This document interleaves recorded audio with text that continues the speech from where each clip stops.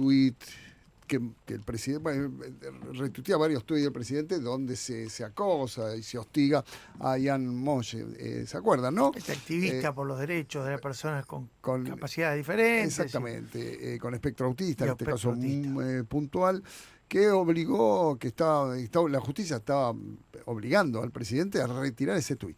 Hablamos el otro día con el abogado, estaba Exacto. dentro de los 5 días para hacerlo, hasta ahora creo que no hay novedades, pero sentó también un precedente que es el que tuitea es el presidente, no es un tipo común y Claro, corriente. claro, porque ese caso termina siendo, me parece, un caso que se puede llegar a convertir en caso testigo, incluso para ser utilizado Para el caso Libra, el por caso ejemplo, libre, sin ir ni más más ni lejos. La menos. tengo Marlene, la mamá de Ian. Marlene, Jorge Rial te saluda. ¿Cómo estás? Hola Jorge, ¿cómo estás? Bien, bien, bien. Bueno. Gracias por comunicarte No, conmigo. no, por favor, Marlene, ¿cómo estás vos? ¿Cómo está tu hijo? Lo primero que queremos saber, bueno, porque la verdad que estar en medio de todo esto no debe ser agradable. No, ahora estamos mejor. Al principio como que no entendíamos nada todo lo que estaba pasando porque eh, fue sigue siendo una operación política, o sea, sabemos por lo que nos explicó Andrés, el abogado Andrés Gil Domínguez, que tenemos la suerte de que él haya querido representarnos porque cuando Milei postea esto, bueno, al principio, como lo cuento siempre, yo pensé que había cometido un error, que no se dio cuenta que era un menor, que vio a Cristina, vio a Massa y vio a Paulino y dijo, bueno, lo comparto, porque en realidad nosotros no tenemos Twitter, pero sí tenemos Instagram y yo lo vi que él había colaborado en la acción. Claro. Bueno, pasaron los días, empecé a ver que realmente él tuvo la intención de lastimar, y bueno, y ahí empezaron los operadores políticos estos de Milei que son muy dolorosos, ¿no? Porque empiezan a operarte familiarmente, porque empiezan a investigarte. De hecho, bueno, hubo varios periodistas que se encargaron de hacernos pelota, Sí. contando cosas que no habían sido real, denuncias que, por ejemplo, yo tenía que dar una charla en Uruguay y nos decían que nos habían denunciado, lo cual no era correcto. O sea, dimos más de 180 charlas en todo nuestro país y en varios países del extranjero, como Uruguay, Colombia, México. Y salió justo después de nuestra demanda, o sea, nosotros representamos la demanda el 23 y al otro día ya había gente denunciándonos, denuncias públicas, no demandas judiciales. La mamá de Ian me pasó tal precio para venir a Uruguay, la mamá de Ian, y después también una presión política con docentes de la escuela de Ian que tuvieron muy malos tratos con Ian, se filtró documentación desde cuarto grado de Ian, tercer, cuarto grado de Ian, que se pusieron a nivel público, que eso está totalmente prohibido por Claro. la ley, por lo tanto también nosotros accionamos con el ministerio, o sea, nos sentamos a hablar con legales del ministerio y también con cuestiones familiares nuestras, que son muy dolorosas. Entonces uno no sabe para dónde salir corriendo y ahí sí, eso dolió mucho, Sí. muchísimo, que se metan con tu familia o con cosas muy personales, familiares, que nada tiene que ver con nuestro trabajo de activismo. Y sí, o sea, nos sentimos como yo me sentí totalmente colapsada porque la verdad que no soy del medio, lo único que hacemos nosotros es viajar por el país y por el mundo, tratando de hacer una sociedad más amigable con Ian. Y también, como digo siempre, Ian eligió el activismo porque él se sintió que podía contar desde su lugar, ser protagonista de una condición y a mí me ayudó como mamá saber que no le molestaban los ruidos, le dolían los Claro. ruidos, no le molestaban las luces, le dolían las luces, no le molestaba mirarme a los ojos, le dolía mirarme a los ojos. Y en esa comprensión que me hizo entender, bueno, empezamos a hacer este activismo y trabajar por los derechos de las personas con discapacidad, las personas neurodivergentes y de la comunidad LGTB, ¿no? Em, ¿Nadie del gobierno cercano al presidente intentó tender algún puente con ustedes, Marlene? Digo, extraoficialmente. No, yo sabes que siempre digo lo mismo. Nosotros cuando hablamos de autismo, hablamos de que el entorno tiene que ser muy amigable, ¿no? Ujú. Nosotros siempre que, si vos tenés en tu familia una persona con alguna discapacidad, ya sea una discapacidad física o sensorial, como puede ser una sordera, ceguera, vos, una persona en silla de ruedas, adaptás tu casa Claro. para esa persona. Cuando en tu familia hay una persona con algún a mí no me gusta decir trastorno, pero sí con algún desafío en la salud mental, como es el autismo, el TDAH, la esquizofrenia, síndrome de Down, también que tenés que adaptarlo a tu casa. Lo que pasa es que al por ahí el autismo en sí es una discapacidad invisible, porque hay muchas cosas que tienen que ver con la ansiedad, la depresión, que no se ven. Entonces, sí, nosotros sensorialmente la casa la adaptamos a que haya menos luces, menos estímulos, o sea, hubo una adaptación. El entorno tiene que ser amigable, ¿no? Pero Entonces, está bien.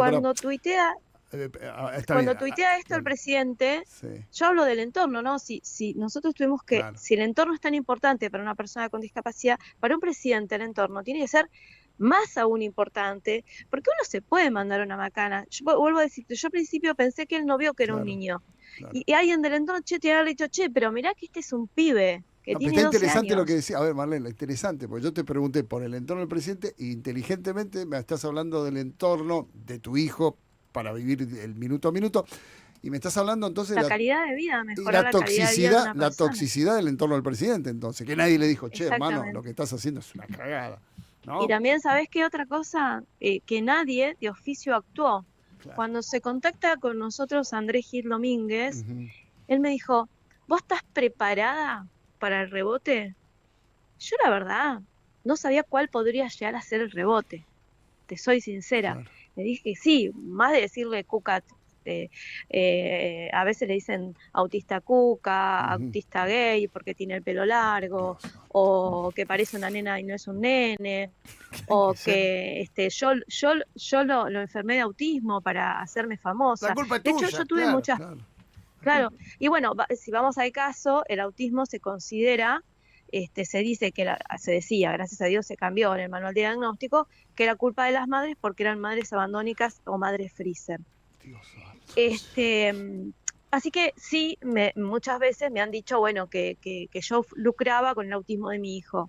Pero bueno, tuve la suerte de conocer varias madres que están en este camino. De hecho, me propusieron varios partidos políticos, porque nosotros estamos con todos, con María Eugenia Vidal, con Larreta, con Cristina, por supuesto, con Massa, con Guado, un montón de diputados. De hecho, la diputada Carla Carrizo, Sí.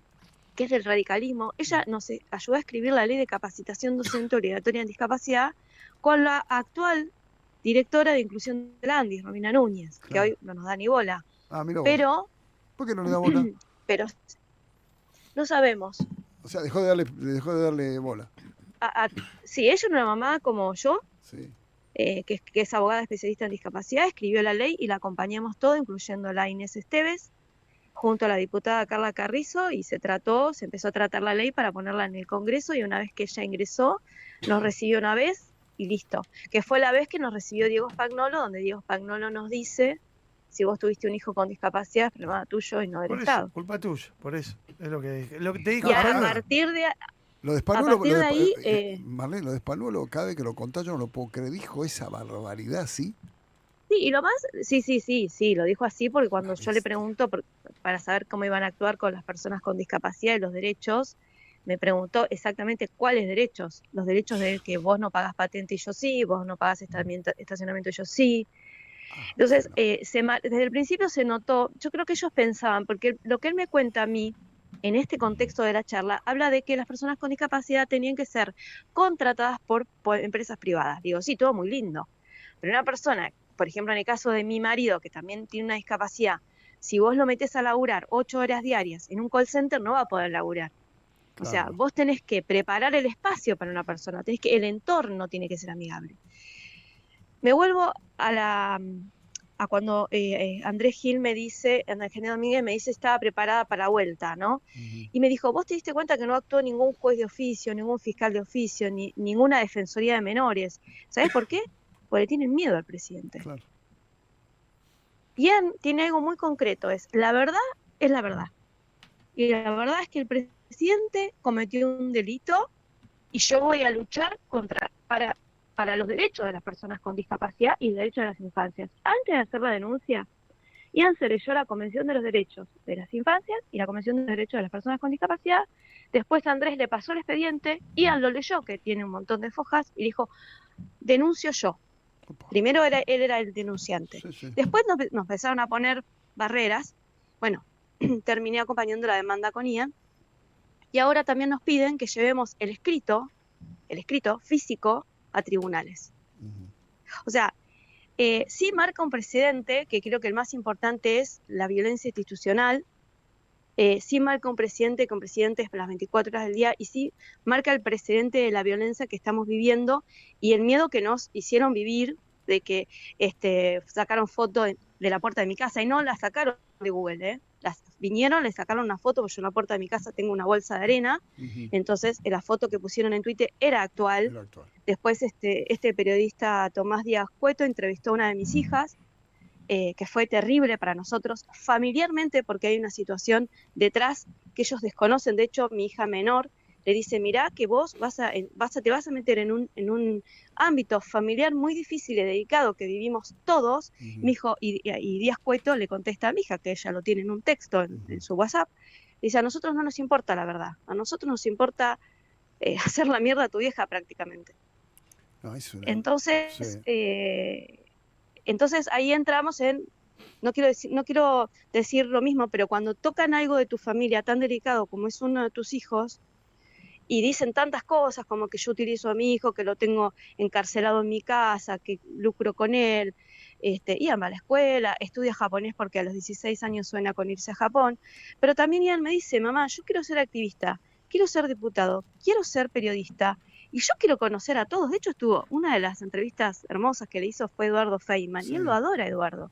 Y Eduardo tuvo 17 minutos de aire con Ian, como fue con... Entonces hay que conocer, como también quisiera conocerte a vos en una entrevista, como conocimos a Víctor Hugo, como conocimos a Paulino de la Nación. O sea, si él quisiera estar en una producción, como también actúa, baila, canta, hizo un corto con Maximiliano Gurre que se llama Nuestro Reino, que habla de la inclusión, cantó con Topa. O sea, no están hablando de Ian el Cuca, y tampoco hicimos un spot con Massa, sino que le preguntamos a todos los que se postulaban a candidato a presidente quién iba a hablar de la discapacidad en su presidencia, y Massa dijo: yo quiero conocerte, Ian. Y ahí nos juntamos. Obvio. Ahora, entonces, no hubo un spot publicitario a favor de Massa. No. Ahora, Marlene, lo interesante, hablamos con Gil Domínguez, creo que el lunes, olvídate. Sí. No me acuerdo, donde nos contaba esto de los 5 días y todo. Y si ni siquiera se busca una reparación económica en esto, Marlene. No, para nada. Para que quede claro. No, porque... No. Y aparte, la realidad es que nosotros somos laburantes, la peleamos como todos, es un momento muy difícil del país.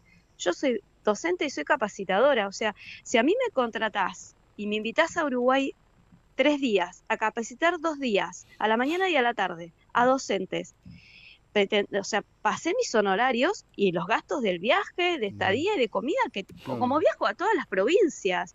O sea, a mí lo que más me duele de todo esto es que se manche nuestro trabajo porque, a ver, acá hubo una operación política y lo que quisieron es ensuciar mi imagen, pero lo utilizan, porque si a vos, yo lo he visto con Píparo o con este señor que desapareció su hijo, que dicen: vos utilizaste la muerte de tu hijo para hacer política, vos utilizaste la desaparición de tu hija para hacer política. Lamentablemente, los que estamos en situaciones donde no hay pocos derechos, sí hacemos políticas sociales. Obvio. Pero eso no quiere decir que yo esté metida en algún espacio político. Te vuelvo a decir, me propusieron ser diputada de varios espacios y dije que no, porque considero que puedo hacer mucho más desde mi lugar de mamá y de ayudar a otras familias que desde el lugar político, porque ahí sí tendría que esperar a que Ian cumpla 18 años y me diga: mira, mamá, vos hacés lo que quieras. Mientras tanto, yo tengo que acompañar a mi hijo sin bandera política y estar con todos, que es lo que venimos haciendo. Está clarísimo. Entonces es muy